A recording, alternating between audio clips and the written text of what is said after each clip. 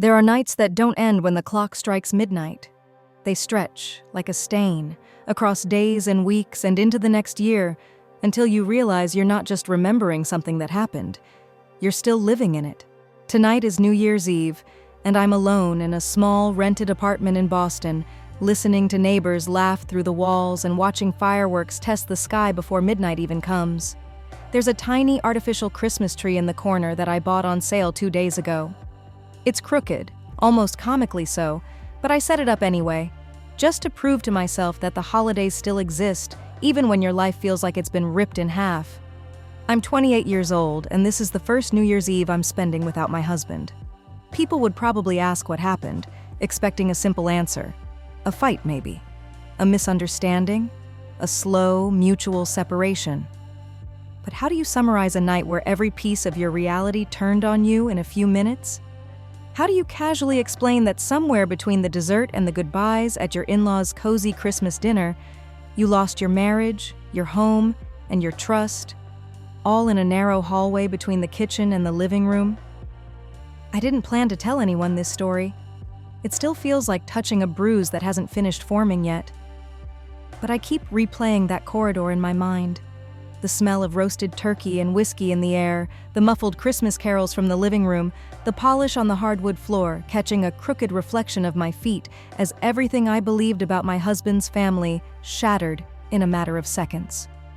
So tonight, before the year officially changes, I'm going to lay it out. Not because it will fix anything, but because sometimes the only way to get out of a night that won't end is to walk all the way through it again, step by step. My name is Molly. I'm 28. And this is what happened the Christmas I stopped being a good girl in my mother-in-law's eyes and finally understood that some people only love you as long as you stay quiet. When I met Liam, I didn't think about money. I noticed his smile, his enthusiasm, the way he could talk for 10 minutes about something as boring as office chairs and still make it sound like an adventure. He was impulsive and immature in ways that both amused and worried me. He'd forget to pay a bill but remember every detail about a movie he'd seen once 5 years ago. He'd get overly emotional over small things and then shut down completely over big ones. But he made me feel chosen. For a girl who grew up in a house where holidays meant a microwaved meal and a half-hearted Merry Christmas text from a father who might or might not show up, that sensation of being wanted was intoxicating. He wasn't rich. He was honest about that from the beginning. A junior sales manager at a tech company, always about to get a promotion, always close to the next step. I wasn't rich either. I worked as a designer at a mid-sized agency. We were just normal, almost painfully so. What I didn't fully understand until later was that while Liam wasn't rich, his father was. Greg O'Brien, owner of several auto dealerships around Hartford, was the kind of man who measured people in numbers: sales, profits, prices per square foot, the cost of the wine you brought to dinner. He didn't ask me much about my life when I first met him, but he asked a lot of questions about what my parents did and where I hoped my career would go. It took me a year to realize those weren't questions of interest. They were assessments. Tina, my mother-in-law, was his opposite. Warm, soft, very traditional. She never worked outside the home and prided herself on it. She had flour on her cheek more often than not, and she could talk about recipes as if they were sacred texts. If Greg was the spine of the house, Tina was its heart. The house itself was a character. A large family cottage outside Hartford, the kind you see on holiday cards. White siding, dark green shutters, a wide porch, a big front yard that turned into a postcard when it snowed. Inside, everything was wood, warm lighting, family photos on every wall. I fell in love with it the first time I walked in. Not because it was expensive, though it was, but because it felt like the childhood I never had. We spent every Christmas there. Just the 4 of us. Dinner at 6, presents at 8, dessert at 9, board game arguments after 10. It was predictable, and I clung to that predictability like a lifeline. This year felt different from the start. For months leading up to Christmas, Liam had been distant. He stayed late at work far more often than before. When I asked, he blamed big clients, stressful targets, his idiot coworkers messing things up. He had always been dramatic about work, so at first I believed him. Then came the shift in how he looked at me. Less softness, less curiosity, less us. He forgot small things that mattered to me. He got defensive when I asked basic questions. His phone, which used to lie face up on the coffee table for hours, suddenly became something he kept in his pocket, even when he was just going to the bathroom. I noticed. I'm not naive, but noticing something and being ready to admit it are two very different stages. So when Christmas plans came up, I told myself that a few days in Hartford at his parents' cozy cottage might fix everything. Maybe he just needed rest. Maybe he needed his mother's food and his childhood bedroom and the comforting illusion that nothing ever really changes. Maybe we needed to be around people who loved us. That's what I thought as we drove through the snow-lined roads on Christmas Eve. Streetlights blurred in the windshield, and the car heater hummed a steady rhythm. Liam was quieter than usual, focused on the road. "We'll get through this rough patch," I told myself silently, watching his profile in the dim reflection of the window. "It's just stress. Everyone goes through this." I didn't know then that the rough patch I was worried about would look gentle compared to what was waiting for us. Tina greeted us at the door like always, with a hug that smelled like butter, sugar, and laundry detergent. She pressed my cheeks in her hands and told me I looked too thin, that city life must be draining me, that she'd feed me properly this weekend. Greg came in from the living room with a glass in his hand, the ice clinking against the sides. His cheeks were already flushed. He wrapped Liam in a rough, masculine hug and gave me a nod that felt more like an evaluation than a welcome. "You finally brought her back," he joked, or half-joked. "Thought she got smart and ran away from you."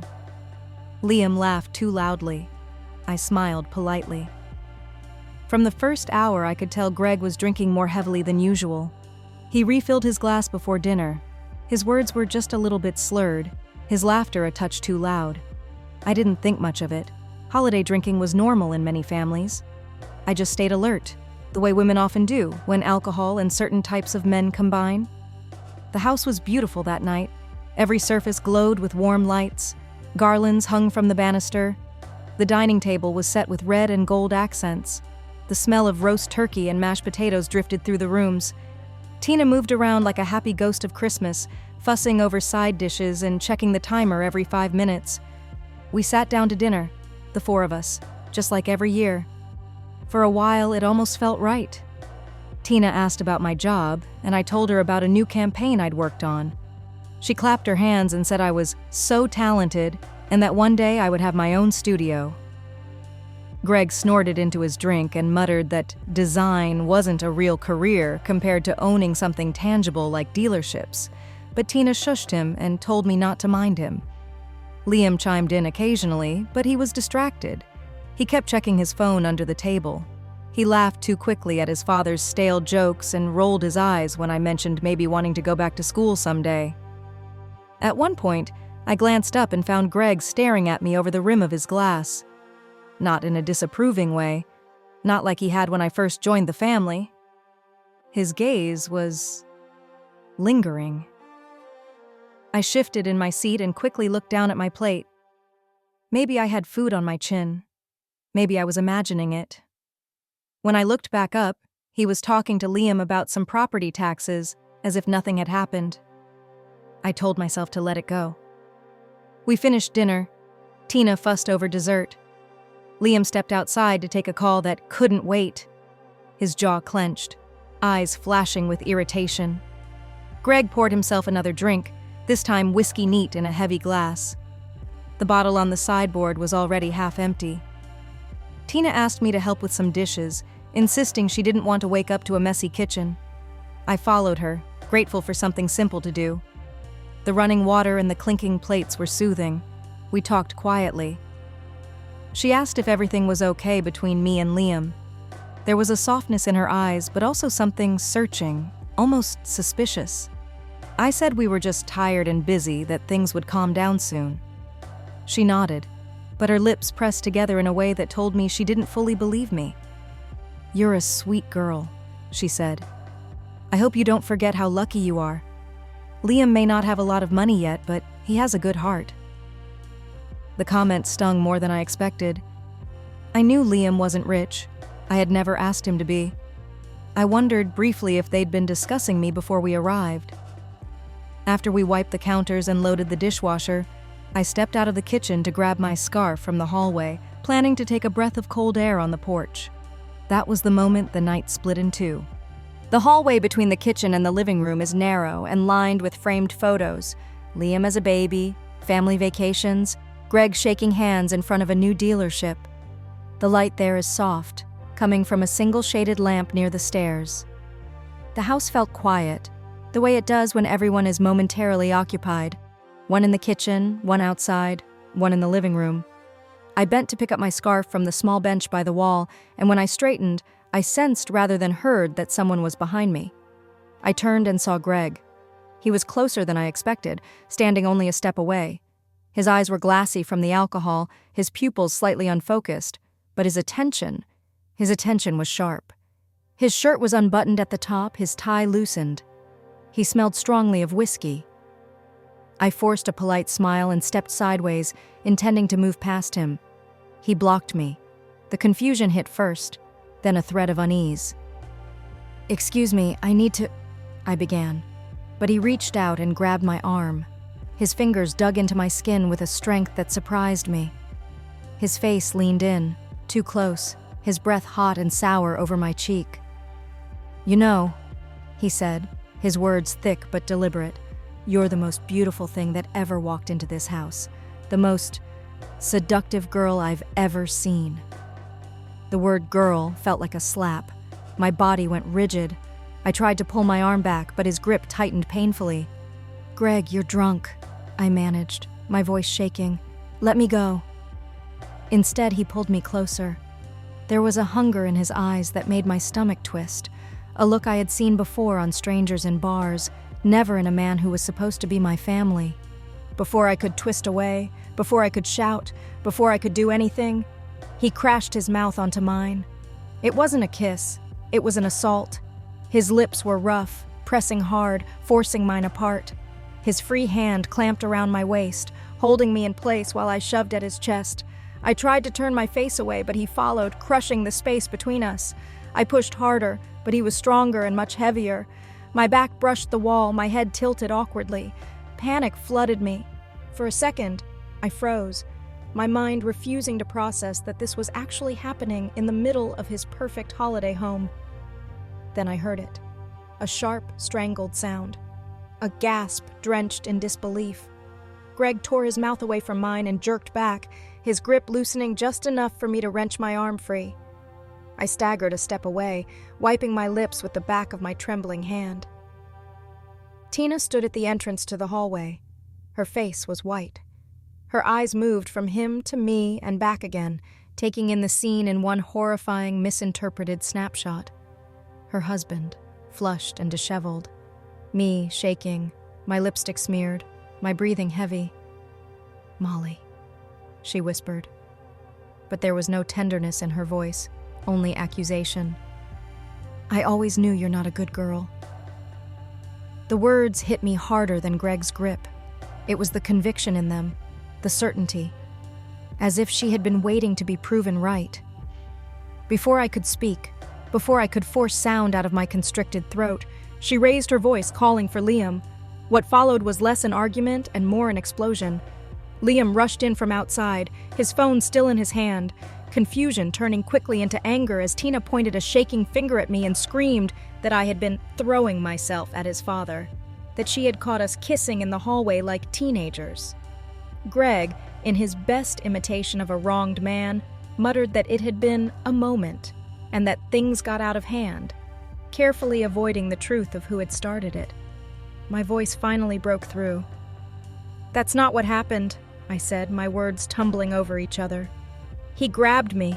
He kissed me. I tried to push him away. He's drunk. Oh, now he's drunk?" Liam snapped, his eyes blazing. "Now my father is suddenly the villain? You think I'm that stupid?" "He is drunk," I insisted, my heart pounding so hard it hurt. "You saw him all evening. He followed me. Greg cut in with a wounded scoff, playing his part flawlessly. "Liam, son, You know I would never. She leaned in. I was just as shocked. She's been flirting all night. Look at that dress, the way she stares, always trying to impress. Tina seized the idea like a weapon. I knew it, she cried. I knew this would happen. City girls like you, always looking for more. Our Liam is not rich enough for you, is he? You wanted the father instead, with his money and his houses and his dealerships. You came into this family and thought you could steal what's his. Her words were vicious, slicing through me. The idea was so absurd it almost seemed surreal. That's not true, I said, my voice cracking. I never. Tina, you know me. I never asked anyone for money. How can you think that? Oh, please, she spat, her face twisted with pain and fury. The way you talk about wanting more from life. New degrees, new career, bigger things. I may be old-fashioned, but I'm not stupid. I saw the way you let men look at you. I always knew you're not a good girl. And now you're trying to ruin my marriage too? I stared at her, stunned. I felt like I had been pulled into some twisted alternate reality where up was down and I was the villain in a story I hadn't even known had been written about me. I turned to Liam, desperate. Do you believe this? I asked quietly. Do you actually believe I would seduce your father? For a moment, just a moment, I saw hesitation in his eyes. Then something uglier surfaced, something that had clearly been breeding in the dark corners of his thoughts for a while. Why not? He said. He has what I don't, right? Real money, real power. Maybe you finally realized I'm too poor for your taste. Maybe you got tired of waiting for my big promotion, so you decided to trade up. His words cut through me like ice. I married you, I said slowly. Not your bank account, not your father's bank account. You know that. He laughed, a bitter, hollow sound. Do I? He shot back. You've been complaining all year about money. About wanting more stability, more savings, a bigger apartment. Maybe you figured the quickest way to that was through my dad. Maybe this was your plan all along. Seduce the son, secure the marriage, then go for the old man and his will. The accusation was so grotesque my stomach churned. I looked from him to Tina, both of them glaring at me as if I had personally plotted the destruction of their lives. Greg stood between them, silent now, his expression a carefully crafted blend of guilt and self-pity. I felt like screaming. Instead, I forced myself to take a slow breath and think. Then a memory surfaced. The house, the narrow hallway, the wall of photographs, and above them, tucked just under the ceiling at the end of the corridor, a small, almost forgotten object, the security camera. They had installed a home security system years ago after some break-ins in the neighborhood, then mostly forgotten about it. But I had seen the little black dome camera in the hallway a dozen times. Tonight, in the chaos and humiliation, it flashed through my mind like a lifeline. Check the camera, I said. 3 pairs of eyes turned toward me. What? Liam demanded. There's a camera in the hallway, I said steadily, surprising even myself with how calm I sounded. You still have the security system connected, right? You can see what happened. You don't have to guess. You don't have to trust me or him. Just check the footage. Greg visibly stiffened. It was a tiny movement, but I saw it. Tina did too, I'm sure, though she pretended she didn't. There's no need for that, Greg said quickly. It was a misunderstanding. We can just... We'll see there was no misunderstanding. I cut in, my eyes locked on Liam's. Unless you're afraid of the truth. Tina hesitated, doubt flickering across her face. Liam clenched his jaw. Fine, he muttered. Let's check it. And when it shows you throwing yourself at him, don't you dare start crying and playing the victim. We moved to the living room where the small monitor for the security system sat on a side table, half buried under old magazines. Tina fumbled with the remote, her hands shaking. It took a moment to find the right feed, the right moment. Then there it was. Me walking into the hallway, Greg following a few seconds later, Greg blocking my path, Greg grabbing my arm, Greg pulling me in, my body twisting, resisting, my hands pushing at his chest, his mouth pressing against mine while my head angled away. My struggle, his grip. It was all there, captured in cold, emotionless clarity. No seduction, no flirtation, no scheme, Just a drunk older man forcing himself on his daughter-in-law while she tried to escape. The silence after the clip ended was thicker than any shouting that had filled the house that night. Tina's hand flew to her mouth, tears springing to her eyes for the second time that evening. But now, the direction of her shock had shifted. She turned slowly toward Greg. "How could you?" she whispered, her voice broken. "How could you do this in my house, on Christmas, to her?" Greg blustered, stammering something about too much to drink and confused signals, and it didn't mean anything. But the performance was unraveling now, threads of self-preservation snapping one after another. I didn't look at him. I looked at Liam. His face had lost all its color. His eyes were wide, fixed on the screen as if he could somehow rewind the footage and change what he had just seen. Then his gaze flicked to me, and panic burst into his expression. "Molly," he said, stepping toward me, his tone suddenly soft, desperate. "I didn't know. I was angry. I said terrible things. I didn't mean them. You know how I get when I'm upset. Dad, how could you—" "No," I said. That was all. Just that one word, but this time not lonely and dramatic, not a theatrical exclamation. Just a boundary. He froze. "Molly, please," he tried again. "I was trying to defend my family. You thought I was capable of seducing your father for money," I said, my voice quiet but steady. "You thought I married you for his wallet. You thought I'm not a good girl, just like your mother always suspected. And you thought all of that before you even asked me what happened. That didn't come from tonight. That came from somewhere you've been hiding for a long time." He opened his mouth, closed it, opened it again. "I was just mad," he insisted. "I found out about this, and I snapped. I didn't mean it when I said I had a lover either. I just wanted to hurt you.